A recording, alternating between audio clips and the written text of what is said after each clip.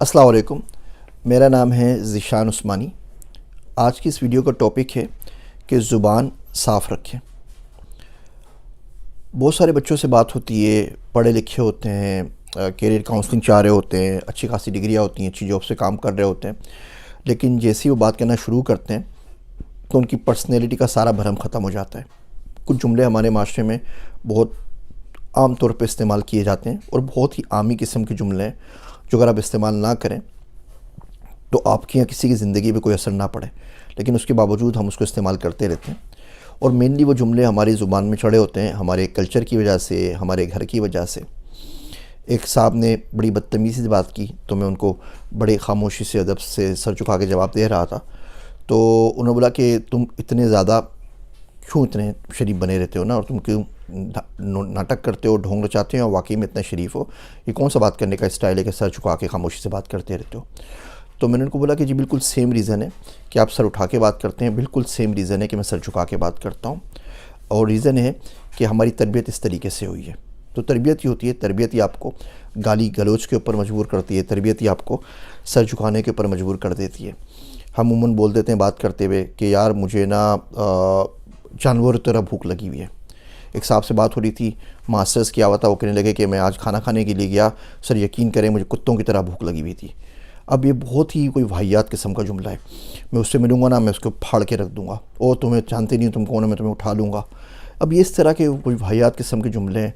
किसी और जानवर का मिसाल देना कि उसकी तरह नींद आ रही है, किसी जानवर की मिसाल देना कि उसकी तरह भूख लगी हुई है, कितनी गलत बात है ये। अगर आपका लहजा साफ़ नहीं है, आपकी ज़ुबान साफ़ नहीं है, तो यकीन जानिए आपकी शख्सियत पे बहुत ज़्यादा असर पड़ता है।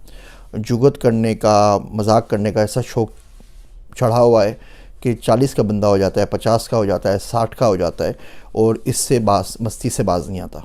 प्रोफेसर साहब हैं, क्लास में पढ़ाने के लिए आते हैं, 55 साल उनकी उम्र है, और वो क्लास की जो स्टार्ट होता है, इब्तिदा जो होती है, बजाय इसके कि अल्लाह रसूल का नाम लें, वो गंदे से जोक से करते हैं ना। वो जोक उनकी उम्र के हिसाब से ठीक है, गंदा जोक तो किसी उम्र में भी नहीं करना चाहिए, लेकिन इस उम्र में तो बिल्कुल सूट नहीं करता। फिर क्लास की ऑडियंस देखें, मेल भी होती है, फीमेल्स भी होती हैं, लेकिन हमारे बच्चे यूनिवर्सिटी में पढ़ रहे होते हैं। आप उनसे कभी पूछ लीजिए कि जो टीचर पढ़ाने आते हैं 20% शायद वो कुछ पढ़ाते हैं, और 80% सिर्फ कहानियाँ होती हैं, सिर्फ स्टोरी होती है। और हर स्टोरी की जो टांग टूटती है आकर, वो आके इस पे बात पे टूटती है कि जी मैं क्या हूँ, मैंने ये किया, मैंने ये आइडिया दे दिया, मैंने ये काम कर लिया, मैंने ये काम कर लिया, मैंने ये काम कर लिया।